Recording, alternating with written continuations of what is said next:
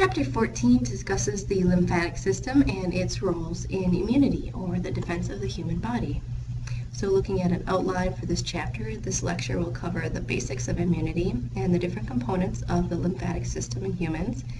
It'll describe some of the functions of the innate defenses and then turn to the adaptive defenses and differentiate between cell-mediated immunity and antibody-mediated immunity.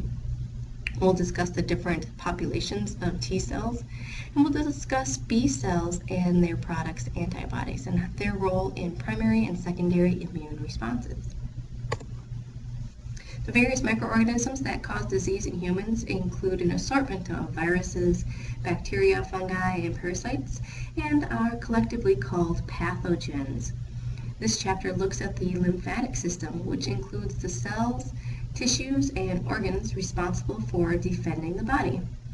In the last chapter, or the chapter before, we were introduced to the primary cells of the lymphatic system, which are the lymphocytes. These lymphocytes provide us with immunity, or the ability to resist infection and disease. We have two forms of immunity, the innate nonspecific and adaptive or specific immunity. The innate nonspecific immunity is a combination of anatomical barriers and defense mechanisms that indiscriminately prevent or slow the entry of infectious organisms, or they attack them if they do gain entry into deeper tissues. An example of innate nonspecific immunity is tears that are constantly flushing the surface of the eye, and the lysosome in tears that breaks down bacterial cell walls. Adaptive specific immunity is provided by a very organized response of lymphocytes, and some of the lymphocytes have the capacity for memory. So when that particular pathogen invades again, the immune system can be faster and stronger the second time. And this is the concept for vaccination. This is called an immune response. Take a moment and see if you can define a pathogen and explain the difference between nonspecific and specific defenses of the human body. This next section examines the organization of the lymphatic system, which has four major components: lymphatic vessels, which are collectively called lymphatics, and this is going to be the tubes or vessels that drain peripheral tissues and dump into veins. The lymphatic system has lymph fluid, and this is the fluid that is collected in those lymphatic vessels. It's very similar to plasma, and then it's mostly water, but some proteins, a little bit lower concentration of proteins than plasma. The lymphatic system also has lymphocytes, or the cells that belong to the lymphatic system, and these are specialized white blood cells.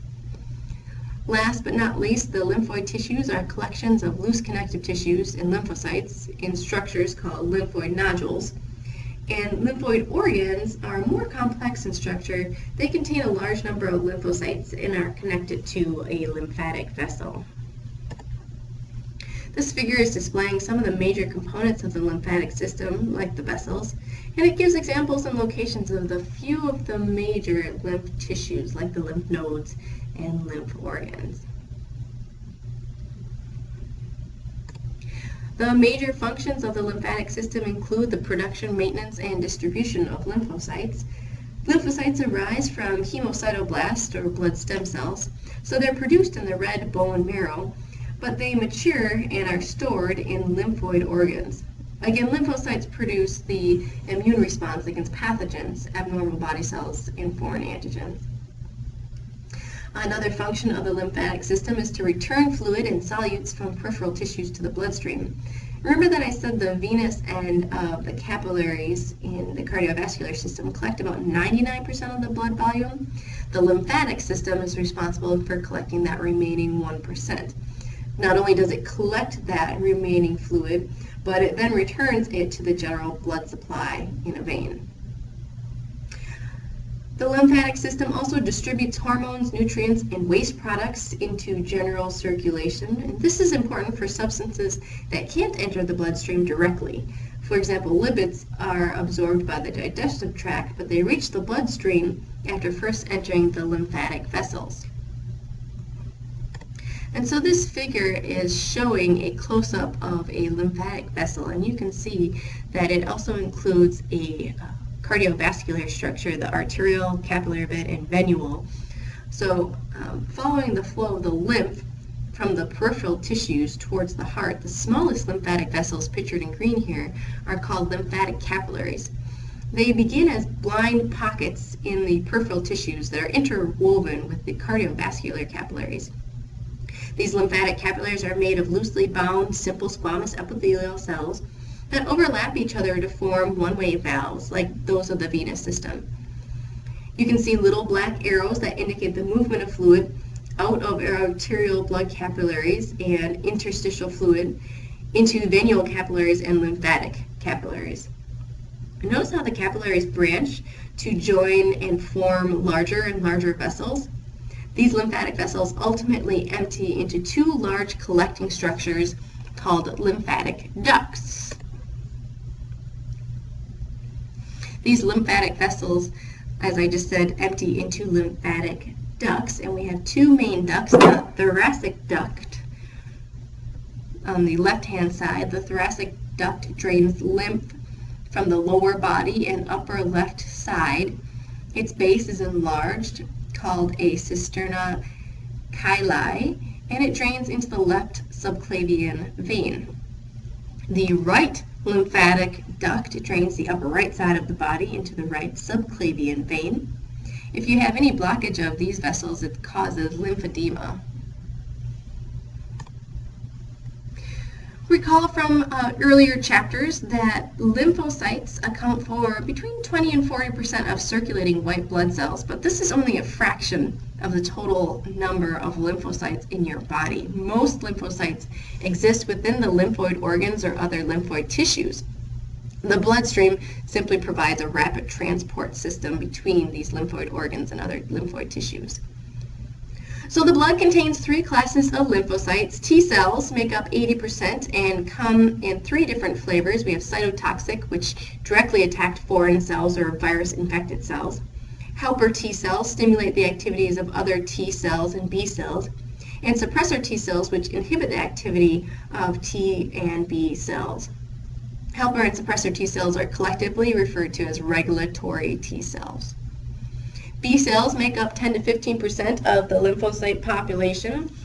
Under proper stimulation, B cells can become plasma cells that secrete antibodies. And we talked about antibodies when we were introduced to blood typing. Each individual antibody binds to just one antigen, which are usually pathogens, but can be a surface marker on a red blood cell. The antigen-antibody complex can trigger an immune response. Natural killers make up only 5 to 10% of the lymphocyte population. These natural killers, or NK cells, attack foreign cells, they attack cells infected with a virus, or they attack cancer cells.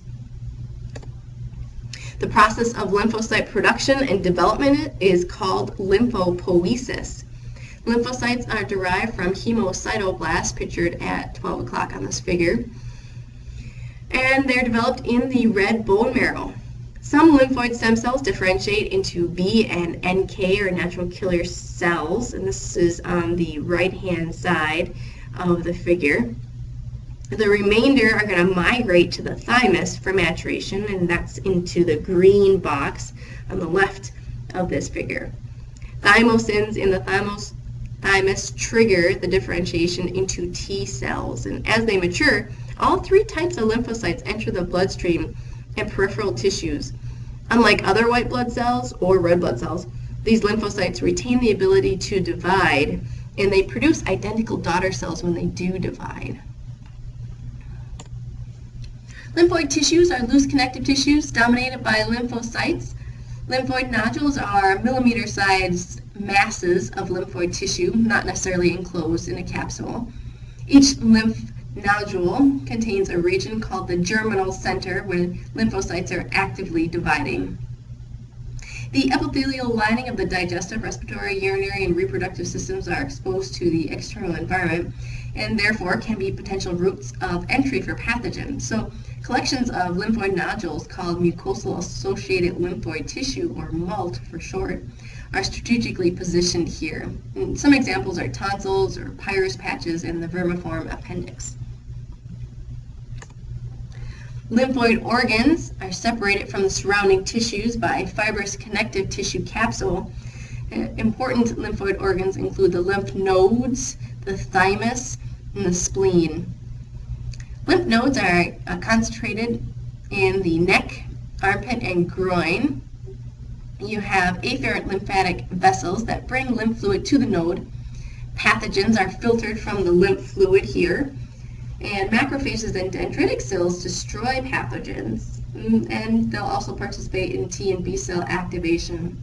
Notice how there's an efferent lymphatic vessel that drains the node.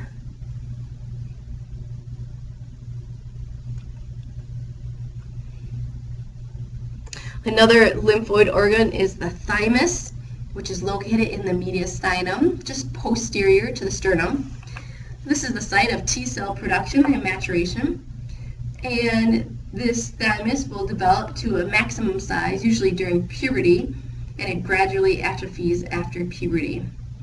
The thymus has 2 lobes made of 4 lobules. The cortex contains T cells and thymosins. The medulla has capillaries where T cells can enter the cardiovascular circulation. The largest collection of lymphoid tissue is in the spleen. The red pulp contains a lot of red blood cells. The white pulp resembles lymphoid nodules. This is located between the stomach, left kidney, and diaphragm, and it functions very similar to a lymph node. So we're at another checkpoint, and this is a good place to end this recording.